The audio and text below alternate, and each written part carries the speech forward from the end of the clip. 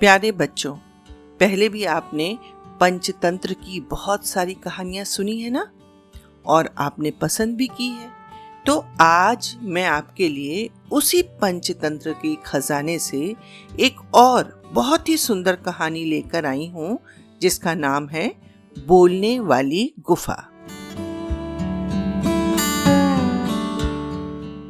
बहुत समय पहले की बात है। एक घना जंगल था जहां तरह तरह के जानवर रहते थे। उन्हीं में से एक था चालाक शेर। वो चालाक क्या था, आगे मैं बताती हूँ उसके बारे में। वह जंगल का राजा तो था, परंतु शिकार करने में अब वह पहले जैसा फुर्तीला नहीं रह गया था। उम्र बढ़ रही थी और ताकत भी उसकी कम हो रही थी। एक दिन शेर सोचता हुआ चला जा रहा था कि अगर रोज रोज शिकार के पीछे भागूंगा तो थक कर मर जाऊंगा। कोई आसान तरीका निकालना चाहिए। यही सोचते सोचते जब शेर जा रहा था तो उसे जंगल में एक गुफा दिखाई दी। शेर ने अंदर जाकर झांका तो वहां कोई नहीं था, पर गुफा थी ठंडी और आरामदायक। शेर ने सोचा, बहुत बढ़िया, भाई ये किसी जानवर का तो घर लगता है। अच्छा होगा मैं इसी में बैठकर इंतजार करूं, इधर उधर भागने की क्या जरूरत है। जब गुफा का मालिक लौटेगा तो उसे पकड़कर खा लूंगा और पेट भर लूंगा। मुझे भाग दौड़ भी नहीं करनी पड़ेगी और इसी तरह मैं छिप छिप कर जीवन गुजारूंगा। ये सोचकर शेर गुफा के भीतर जाकर चुपचाप छुपकर बैठ गया। तो बच्चों, पता है तुम्हें वो गुफा किसकी थी? वह गुफा एक बुद्धिमान लोमड़ी की थी।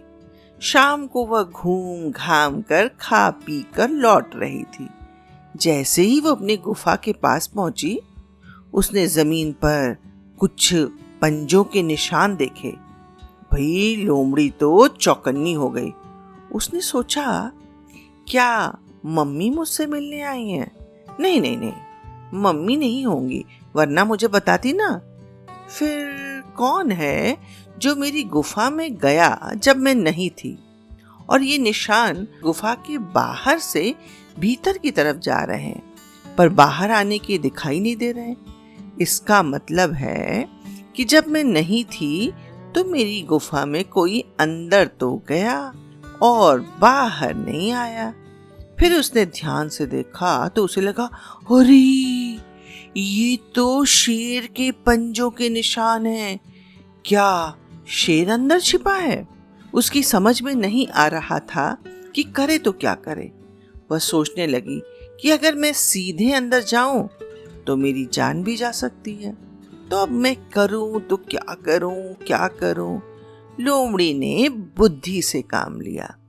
वो थोड़ा सा फासले से बोली, हे गुफा, क्या मैं अंदर आ सकती हूँ? रोज जब मैं लौटती थी तो तुम मुझे आवाज देती थी, कहती थी मेरी प्यारी बेटी आ गई।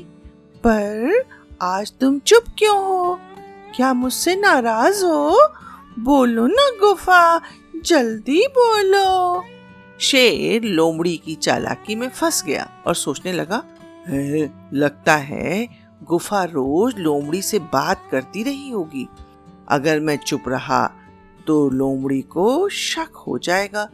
क्यों ना आज मैं गुफा की तरह ही बोल दूं। उसने फिर अपनी आवाज को थोड़ा सा मुलायम, थोड़ा सा कोमल करके बोला, ओ मेरी प्यारी बेटी आ गई, मैंने ध्यान ही नहीं दिया। आ जाओ मेरी प्यारी बेटी, मैं तुम्हारा इंतजार कर रही हूँ। इतना सुनते ही लोमड़ी जोर से हंसी। मूर्ख शेर, गुफाएं कभी बोलती नहीं है। तूने अपनी ही मूर्खता से मुझे सच बता दिया। अब भूखा ही पड़ा रहे। इतना कहकर चतुर लोमड़ी तेजी से वहां भाग गई और अपनी जान बचा ली। शेर पछताता रह गया कि भाई लोमड़ी की चालाकी से शेर की मूर्खता उजागर हो गई। तो बेटा यहाँ कहानी होती है खत्म। अब बताओ इस कहानी से क्या सीख मिली?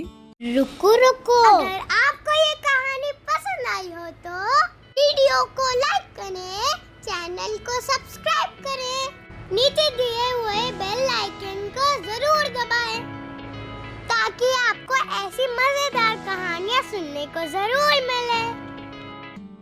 हाँ, बुद्धिमानी और सतर्कता से बड़ी मुसीबत से बचा जा सकता है और विवेक और सूझबूझ से अपने जीवन की रक्षा की जा सकती है।